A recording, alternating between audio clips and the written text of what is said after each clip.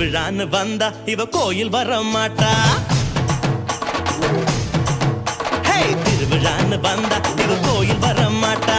ஹரிச்சந்திரன் போல இவ போய் பேச மாட்டா. கண்ணகிய போல இவ கோவப்பட மாட்டா. இன்னொரு விஷயம் கேளு. என்ன என்ன என்ன நீ இன்னொரு விஷயம் கேளு. நான் விட்டதெல்லாம்